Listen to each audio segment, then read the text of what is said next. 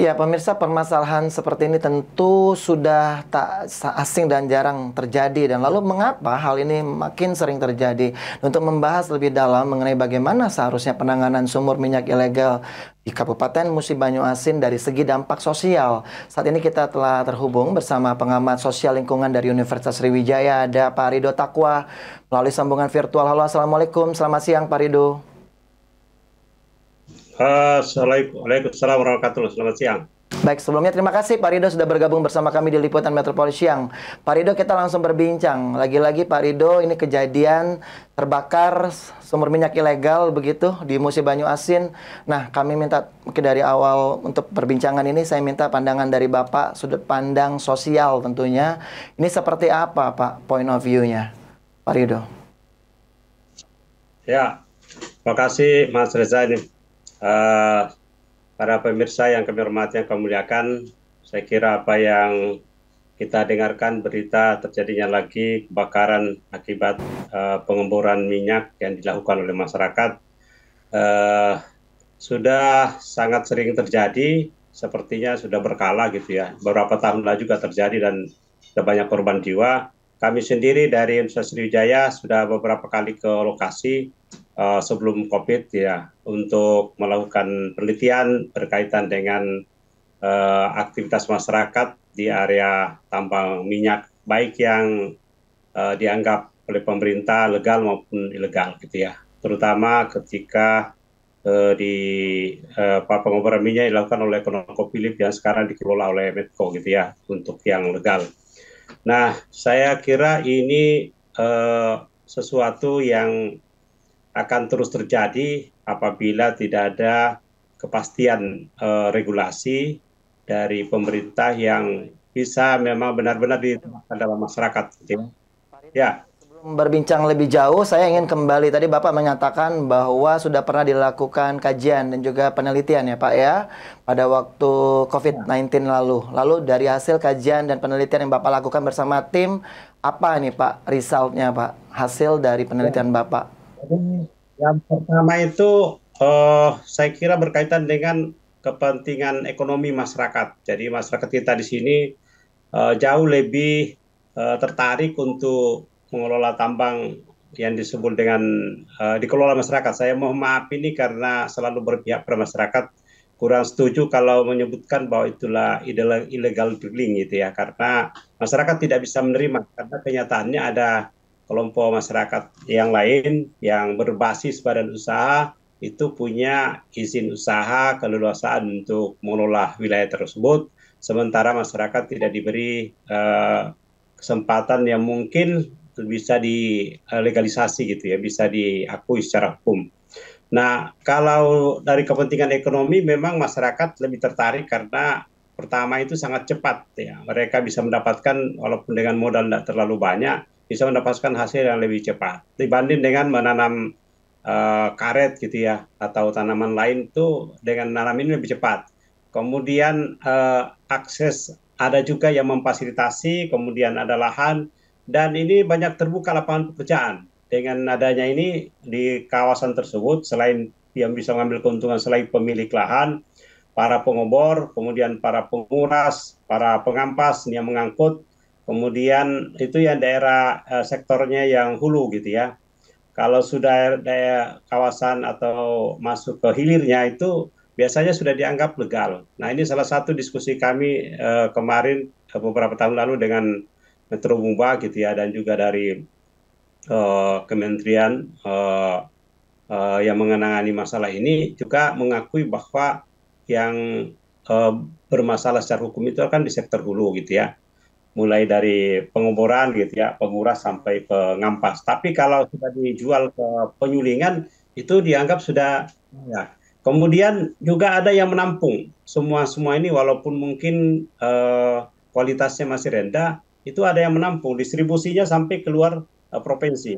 Catatan kami sampai ke Pak Babel. Rido, Artinya kan nilai faktor Pak Rido, ya artinya kan faktor ekonomi ini memang menjadi salah satu ini ya Pak, faktor utama ya membuat warga enggan begitu ya Pak ya untuk ya, meninggalkan permasalahan, untuk meninggalkan kegiatan ini. Tadi saya tertarik ketika Bapak bilang saya nggak mau menyebutnya illegal drilling begitu untuk masyarakat karena untuk ada beberapa yang dilegalkan begitu untuk yang beberapa yang memiliki badan usaha. Kalau kayak sepertinya saya menangkap ya. ada sinyal bahwa dari Pak Ridho Taqwa ini menganggap sebenarnya masyarakat tidak apa-apa begitu ya kalau seandainya dilegalkan begitu untuk aktivitas seperti ini. Kalau tidak salah menangkap Pak Ya, Ridho. mungkin dari sisi banyak pertimbangan dari pemerintah gitu ya. Ini berkaitan dengan ada kepentingan ekonomi politiknya juga gitu ya. Pada dasarnya pikiran saya di sebagai akademisi gitu ya berpihak pada masyarakat.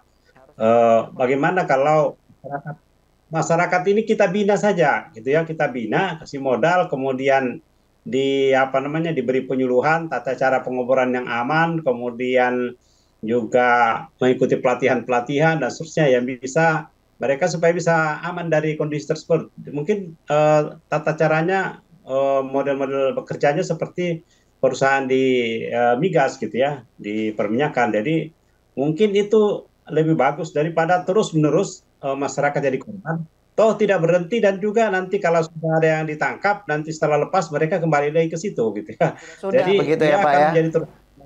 Baik, baik. Pak Ya, Ridho tapi artinya tidak ada nggak sudah-sudah. solusinya gitu. Nah, artinya Pak Ya, ada Ridho Taqwa solusinya. artinya meminta atau mendorong pemerintah untuk membuat regulasi ya, artinya Pak ya terkait dengan bagaimana Nah, untuk ini masyarakat sendiri fasilitasi mereka diberikan pelatihan dan supaya lain bisa sebagainya tadi, Pak Ridho. Tapi kalau kita menangkap ya Pak ya berdasarkan konferensi pers atau press release yang dilakukan oleh Kapolda Sumsel Irjen Pol Rahmat Wibowo ya Pak ya beberapa waktu lalu mengungkapkan jika sebenarnya masalah sumber minyak ilegal ini sudah masuk Pak dalam tragedi kemanusiaan. Nah, apakah Bapak sepakat dengan hal tersebut, Pak Ridho? ya memang kalau dari sisi itu sesuai ya dengan apa yang dinyatakan oleh Pak Kapolda karena banyak juga sudah korban. Tapi kan maksudnya di sini korbannya itu kan beberapa orang dan memang itu terjadi. Tetapi kalau diberi apa namanya diberi pendidikan bagaimana mengobor yang ini eh, mungkin itu lebih adil menurut saya. Ini kan faktor keadilan kalau saya ini. Jadi ada tragedi kemanusiaan, kecelakaan, korban jiwa. Tetapi kalau berkepanjangan juga ada difasilitasi, mereka akan terus-menerus seperti ini gitu ya. Baik, Oh, Pak jadi Ridho. saya setuju aja kalau melihat tragedi kemanusiaan, tidak apa-apa itu memang. Baik, Tetapi apakah itu solusinya harus lalu kita memadamkan mereka, sementara mereka sudah punya baik. kejadian dan seterusnya Pak gitu ya. Ridho. Pak Ridho, artinya kan tadi Anda Ya, mengatakan, oke setuju ini ada tragedi kemanusiaan, namun di sisi lain Anda meminta adanya, itu kan dari sudut pandang Anda ya, dan tim sebagai peneliti dan juga ya betul. akademisi Tapi begitu ya Pak ya, untuk dari yang adanya ekonomi. regulasi. Nah kalau Ya. dari sudut pandang masyarakatnya Pak, apa waktu pada saat Bapak melakukan research itu sendiri di sana, mereka menyampaikan hal yang sama Pak? Keinginan mereka untuk agar adanya Ya, regulasi tersebut? iya betul. Jadi Baik, mereka minta supaya posisi tawarnya atau hak-haknya itu sama dengan Petromuba gitu ya. Atau baik. kalau perlu Pak mungkin mereka Ridho, mendirikan koperasi-koperasi baik, Pak Ridho minyak Taqwa, mohon yang maaf sekali, dikenal. Pak Ridho, halo, Pak Ridho, kita mohon maaf sekali, durasi kita dibatasi, Pak, sayang sekali. Nah, untuk sebagai closing statement juga, Pak, untuk di akhir sesi perbincangan ini, saya pengen pandangan Bapak ya, sekali lagi, selaku pengamat sosial lingkungan sosial, begitu, dari Unsri, mungkin bisa memberikan wejangan sedikit dan juga pandangan baik kepada untuk stakeholder terkait dari pemerintah, untuk mengatasi permasalahan ini harusnya seperti apa, dan dari sudut masyarakatnya harusnya bagaimana, Pak Ridho, silakan.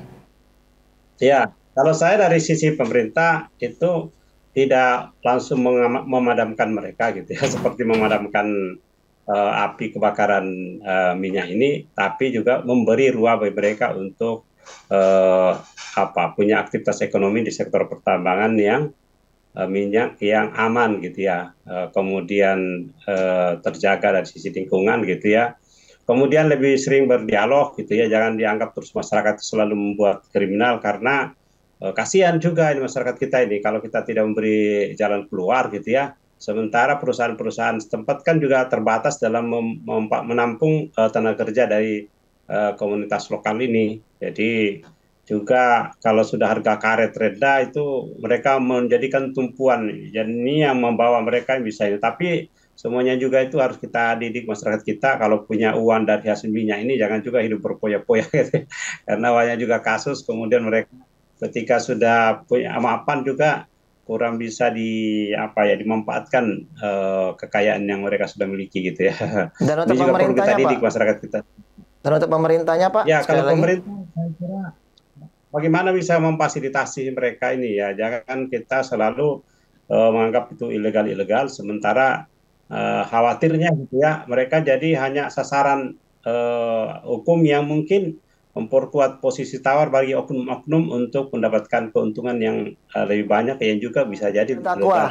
Baik Pak Ridho Takwa, sekali lagi kita Ya, mengharapkan silakan. agar kejadian serupa tidak terulang kembali dan ke depan semuanya akan duduk bersama, akan mendapatkan solusi konkret agar semuanya terkendali dan tidak akan lagi ada kejadian-kejadian tragedi kemanusiaan di sana.